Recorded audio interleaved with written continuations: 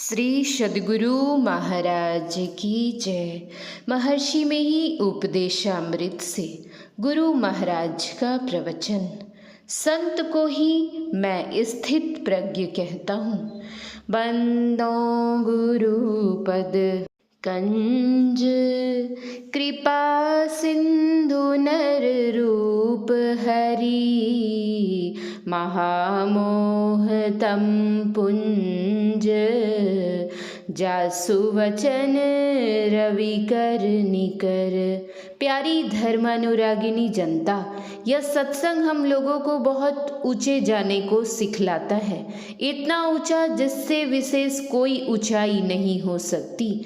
ऊंचाई के शिखर पर पहुंचाने को सत्संग सिखाता है। संतों के संग को सत्संग कहते हैं।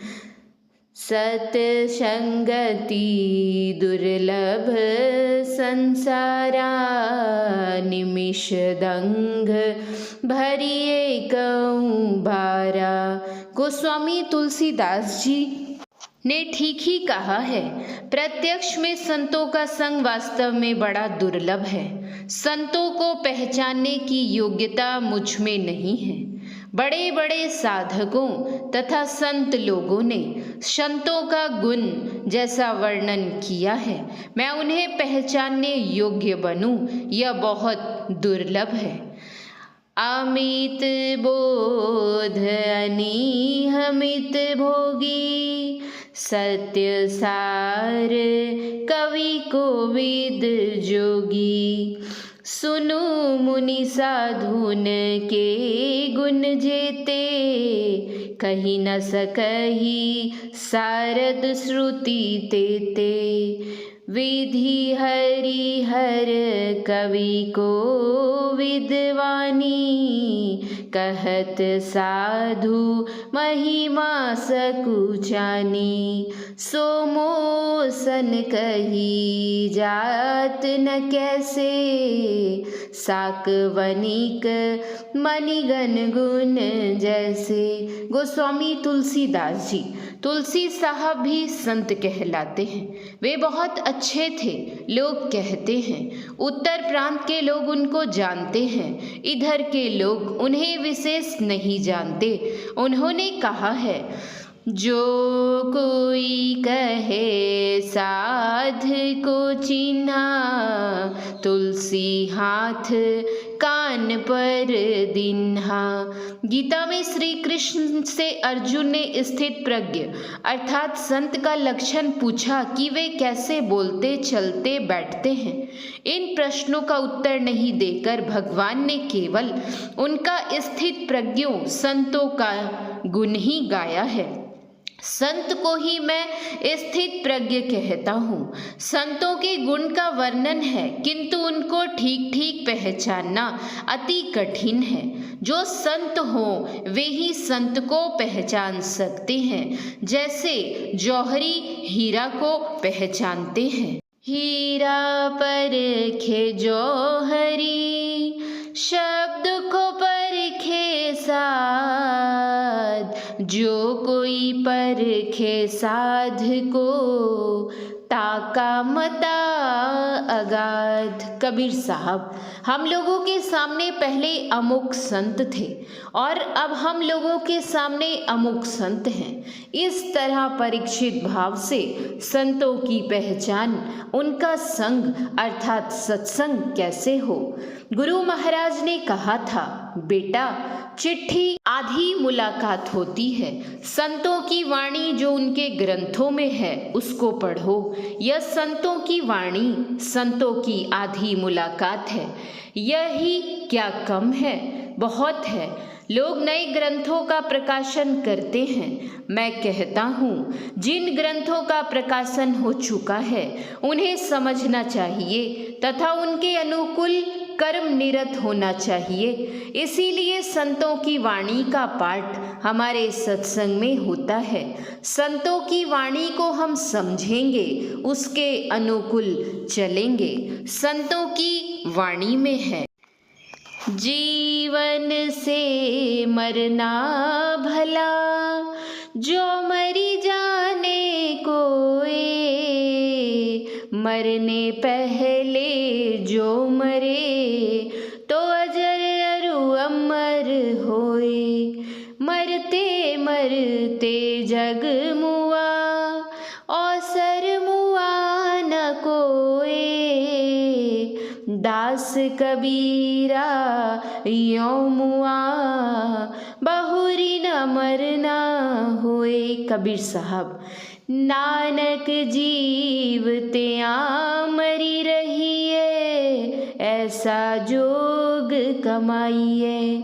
बाजे बाजों सिंही बाजे, तो निर्भव पद पाइए। गुरु नानक, आप कहेंगे जीते जी मर जाना तो शाप है।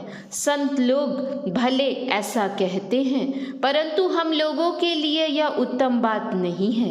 कबीर साहब ने कहा है, जो मरने से जग डरे, मेरे मन आनंद।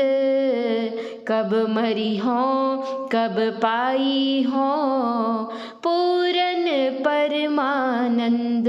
छांदोपनिषद में है कि ब्रह्म रंध्र में प्रवेश कर मरो तो कोई कष्ट नहीं होता है, मरने समय बहुत कष्ट होता है। किसी मरने वाले के निकट जाकर उन्हें देखिए कि उनका चेहरा कैसा कैसा होता है। उन्हें कष्ट हो रहा है, उनके चेहरे से ऐसा विदित होगा, जन्म होता है तो मृत्यु अवश्य होगी। अंड कटा अमित लयकारी, काल महा दुरति क्रम भारी। शरीर बहुत दिनों तक रहने पर भी कभी अवश्य नाश होगा। ऐसी मौत से मरो कि फिर जन्म न हो। असली मरना यही है, यह शाप नहीं है। यह बहुत कुशल की बात है कि ऐसा करो कि फिर नहीं मरोगे, पुनः दुख में नहीं आओगे, किंतु ऐसा मरण अपने जीवन में ही हो जाए। पंजाब के स्वामी रामतीर्थ ने कुछ दिन विद्याध्ययन किया, उसके साथ ही उन्होंने योग साधन भी किया। उनके गुरु बड़े अच्छे थे। कुछ दिनों तक वे प्रोफेसर थे, फिर घर छोड़कर सन्यासी हो गए। वे जापान गए, वहाँ उन्होंने व्याख्यान दिया। वे अपने को राम बादशाह कहा करते थे और पास में एक पैसा भी नहीं रखते थे। वे जापान से अमेरिका गए। जापानी ने अमेरिका तक के जहाज का भाड़ा दे दिया था। अमेरिका पहुंचने पर वहाँ के लोगों ने पूछा कि तुम कितने रुपए साथ लाए हो जो यहाँ उतरोगे। उन्होंने कहा, मेरे पास रुपए नहीं। अमेरिकन ने कहा, तब तुम यहाँ उतर नहीं सकते। उन्होंने कहा, अवश्य उतरूंगा। अमेरिकन ने पूछा, तुम कौन हो? उन्होंने कहा, मैं राम बादशाह हूँ। पुनः अमेरिकन ने पूछा, कौन राम बादशाह? जिन्होंने भारत से जापान पहुंचकर व्याख्यान दिया है। उन्होंने कहा, हाँ, वही राम बादशाह।